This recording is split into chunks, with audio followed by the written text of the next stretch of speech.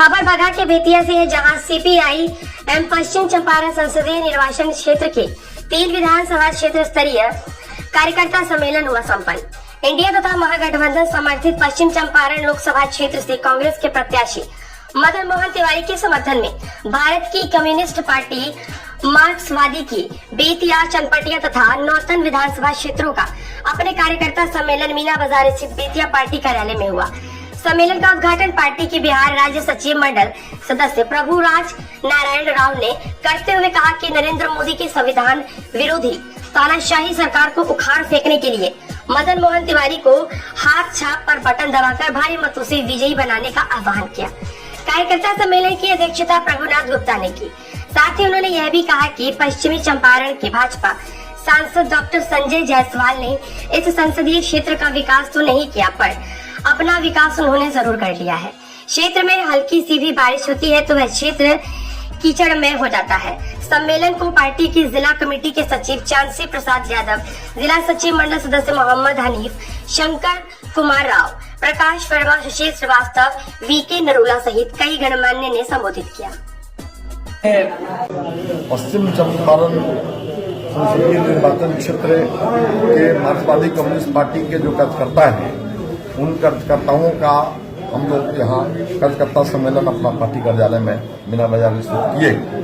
मुख्य रूप से हमारी समझ है कि पश्चिम चंपारण संसदीय निर्वाचन क्षेत्र से जो हमारे महागठबंधन और इंडिया समर्थित उम्मीदवार हैं कांग्रेस के मदन मोहन तिवारी, उनको जिताने का हमारा मुख्य लक्ष्य है। और भारतीय जनता पार्टी के यहाँ जो उम्मीदवार हैं संजय जायसवाल जो हैं, उनको कैसे पराजित किया जाए, ये सवाल कार्यकर्ता सम्मेलन में रखा गया।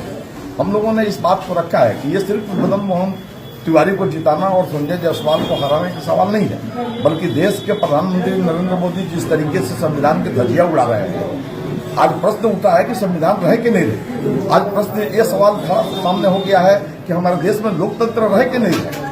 जिस तरीके के तानाशाहियत वो कायम किए हुए हैं, धर्मनिरपेक्षता यहाँ रहे कि नहीं है। रोज हिंदू मुसलमान की वो बात कर रहे हैं, और ज्यों ज्यों दूसरा चरण चुनाव खत्म हो गया, तीसरा चरण का चुनाव खत्म हुआ था, और ज्यादा वो अलवल बोल रहे हैं।